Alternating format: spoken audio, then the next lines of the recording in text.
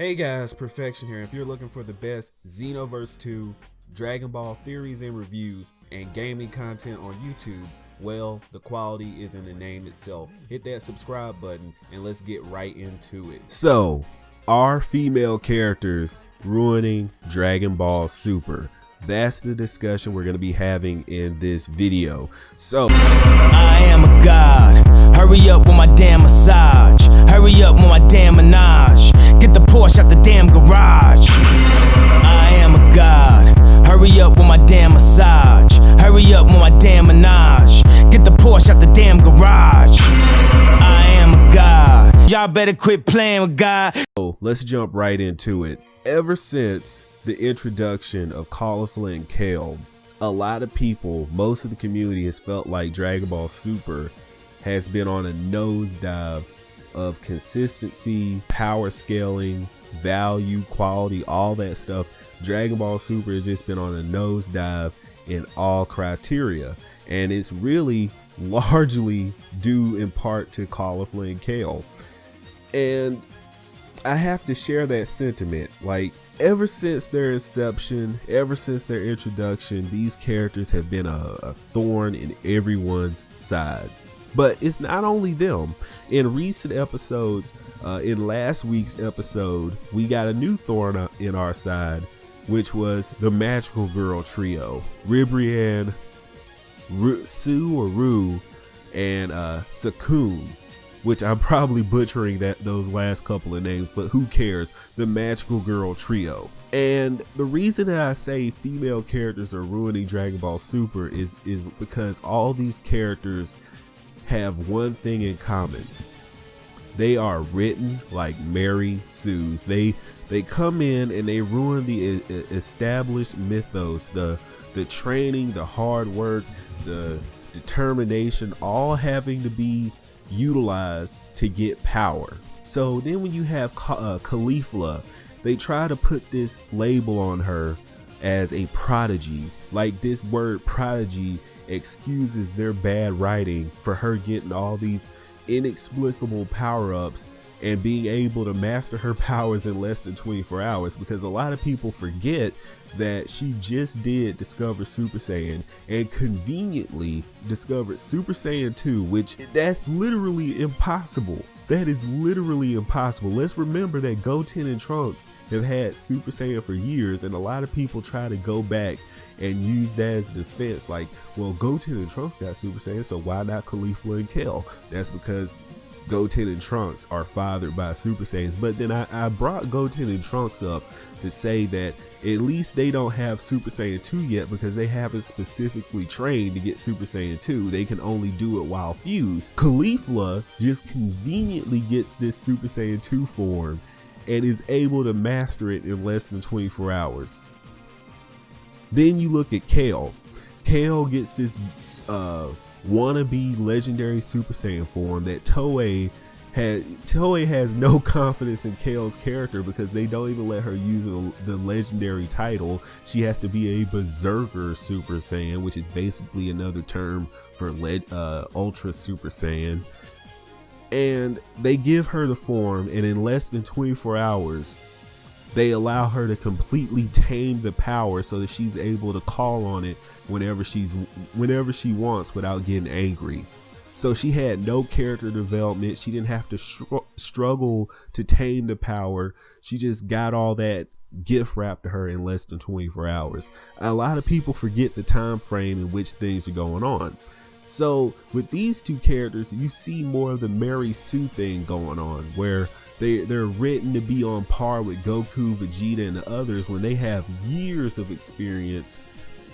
And when Goku said that Caulifla could potentially get Super Saiyan 3, a lot of people are already mad about the Super Saiyan and Super Saiyan 2 thing. If she gets Super Saiyan 3, you think people have dropped Dragon Ball Super? Your viewership is going to completely tank, because we have characters like Gohan who should have Super Saiyan 3.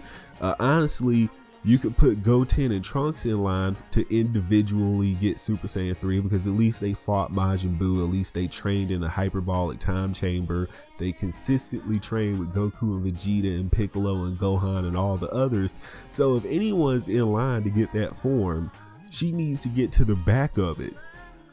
Then you have Kale, who can't be her own character, who is completely overshadowed by Broly because that's the only way they can make her entertaining.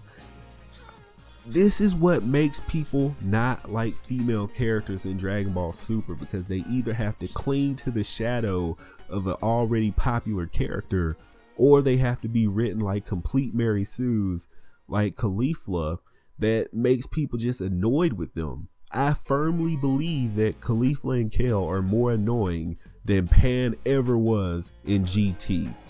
Then you get to the Magical Girl trio, which they had the most boring episode in Dragon Ball Super yet. Like, they went on that little gag for 6 minutes, which I know that you've heard this on other YouTube channels and you're probably sick of it by now. I didn't even want to review this episode, and I didn't. I completely skipped over it because it angered me, because it wasted time.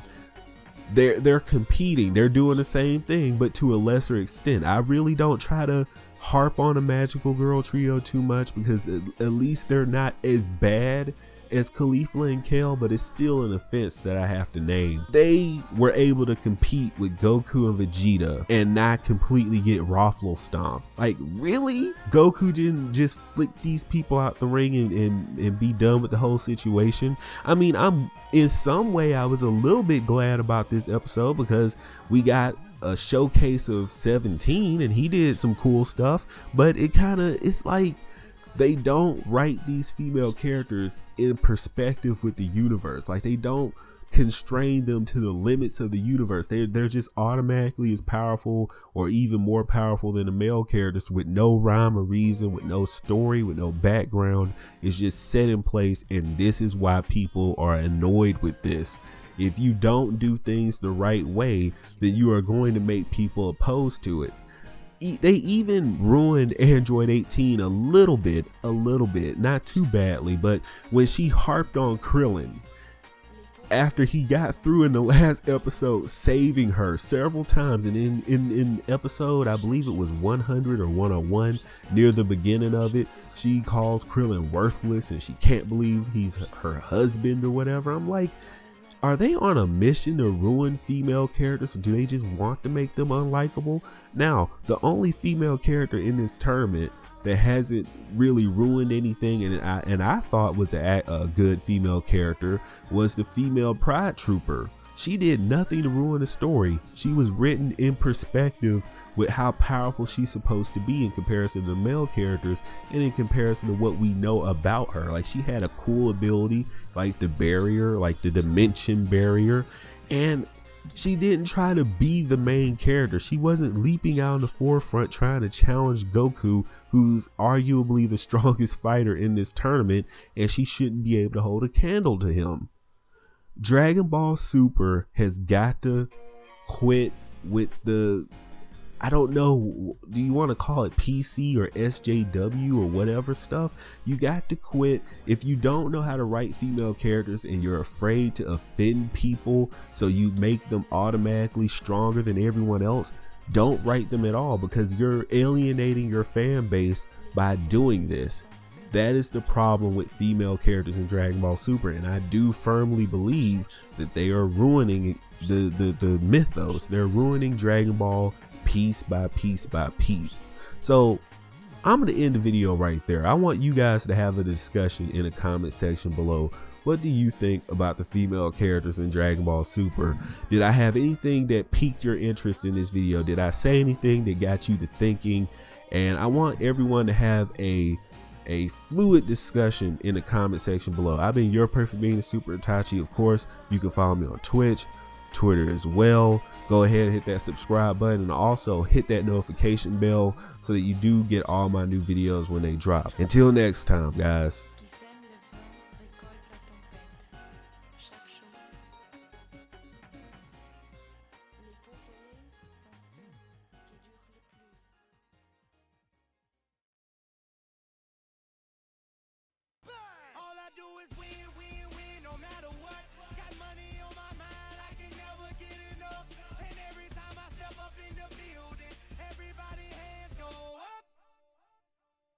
and they stay there.